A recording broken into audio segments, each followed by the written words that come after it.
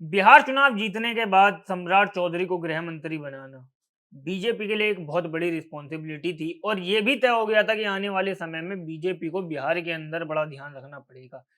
अब सम्राट चौधरी ने कुछ बड़े फैसले किए हैं जिस पर आज हम चर्चा करेंगे।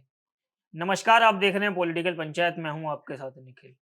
सम्राट चौधरी को जब से बिहार का गृह मंत्री बनाया गया है तब से तमाम सवाल खड़े हो रहे हैं और तमाम बातें कही जा रही हैं कि बीजेपी अब बिहार के अंदर एक नई सिरे से ऊपर आ रही है। बिहार जीतने के बाद बीजेपी बिहार के अंदर सबसे बड़ी पार्टी बनी 89 सीटों के साथ। मुख्यमंत्री भले ही जेडीयू का बना हो, पर सारे बड़े मंत्रालय बीजेपी के पास ही हैं। चाहे वो गृह मंत्रालय हो सम्राट चौधरी का। बिहार के अंदर 53 साल के बाद पहली बार ऐसा हुआ कि मुख्यमंत्री के पास गृह मंत्रालय नहीं है। 20 साल से नीतीश कुमार मुख्यमंत्री रहे, उनके पास भी गृह मंत्रालय रहा।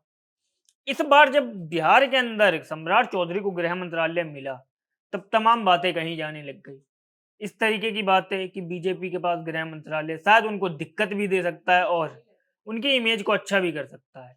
दिक्कत इसलिए दे सकता है क्योंकि बिहार उन राज्यों में से है जहाँ क्राइम रेट काफी ज्यादा होते हैं, जहाँ अपराध माफिया काफी ज्यादा मात्रा में देखे जाते हैं। ऐसी साजिशें देखी जाती हैं, ऐसी अपराध देखे जाते हैं इस तरीके के। पर सम्राट चौधरी ने कुछ बड़े फैसले किए हैं, जिन फैसलों के बाद ऐसा लग रहा है कि सम्राट चौधरी कहीं ना कहीं अपनी एक इमेज बिल्ड करना चाहते हैं गृह मंत्री के तौर पर। अगर हम उन फैसलों की बात करें तो सम्राट चौधरी ने सबसे पहला तो फैसला किया है कि 400 माफियाओं की एक लिस्ट तैयार की गई है और ये भी कहा गया है कि कोर्ट के ऑर्डर के बाद इनकी संपत्ति जब्त कर ली जाएगी और इनके खिलाफ बुलडोजर एक्शन होगा। ये कहीं न कहीं देखने में पूरा का पूरा यूपी का योगी मॉडल लग रहा है, जो शायद अब गृह मंत्री सम्राट चौधरी बिहार में भी अपनाना चाहते हैं। इसके अलावा उनके मुख्यमंत्री बनते ही एक एनकाउंटर हुआ जो काफ़ी ज़्यादा हाइलाइट रहा। उस एनकाउंटर के बाद उन्होंने एक बयान दिया कि किसी को छोड़ेंगे नहीं, जो कहीं न कहीं बता रहा है कि गृह मंत्री के तौर पर उनका विज़न क्लियर है कि अपराधियों के खिलाफ बेहिसाब कार्रवाई होगी, कहीं से कहीं तक नहीं छोड़ा जाएगा। अगर हम तीसरी बात करें तो ये उनका अभी तक का जो सबसे बड़ी बात कही गई है, सबसे बड़ा फैसला माना जा सकता है। उन्होंने कहा है कि एंटी रोमियो स्क्वाड बनाया जाएगा, जो पिंक पुलिस होगी। इनका काम होगा महिलाओं की सुरक्षा करना, स्कूल में बच्चों की सुरक्षा करना, स्कूल की बच्चियों का या जो बसों में महिला रहती हैं, उनकी सुरक्षा करना, इस तरीके के काम। सम्राट चौधरी की अगर हम चौथे फैसले की बात करें तो उन्होंने ये कहा है कि सोशल मीडिया पर जो गाली-गलौज होती है, उसको बंद किया जाएगा। सोशल मीडिया पर जो आपत्तिजनक पोस्ट डाली जाती है, उन पर कार्रवाई की जाएगी। उन पर तुरंत एक्शन लिया जाएगा या उनको जेल भी हो सकती है।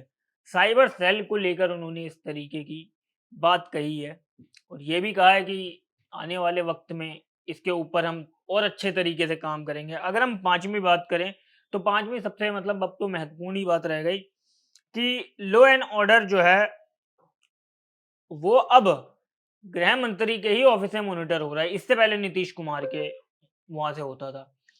अब नीतीश कुमार की जो छवि थी, वो सुशासन बाबू की थी। जंगल राज के बाद सुशासन बाबू, तो सभी जानते हैं कि नीतीश कुमार ने अपनी एक इमेज बिल्ड की, अपराधियों के खिलाफ कार्रवाई करके। अब 20 साल के बाद एक बीजेपी का एरा आया है, सम्राट चौधरी का एरा आया है, देखने को हमें मिल रहा है। उन्हें भी अपनी एक इमेज बिल्ड करनी है।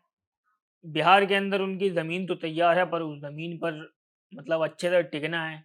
इसके लिए बीजेपी को जब गृह मंत्रालय मिला है तो उन्हें इसको बहुत अच्छे से सँभालना होगा और चलाना होगा। क्योंकि बिहार के अंदर अपराध जो है वो काफ़ी ज़्यादा मात्रा में देखा जाता है। आए दिन नए-नए मामले आते रहते हैं। अब ये देखना होगा, ये तो आने वाला वक़्त ही बताएगा कि सम्राट चौधरी बतौर गृह मंत्री कितना अच्छा काम करते हैं।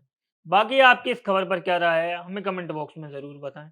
अगर वीडियो पसंद आया तो वीडियो को लाइक करें, शेयर करें और पॉलिटिकल पंचायत को सब्सक्राइब करना ना भूलें।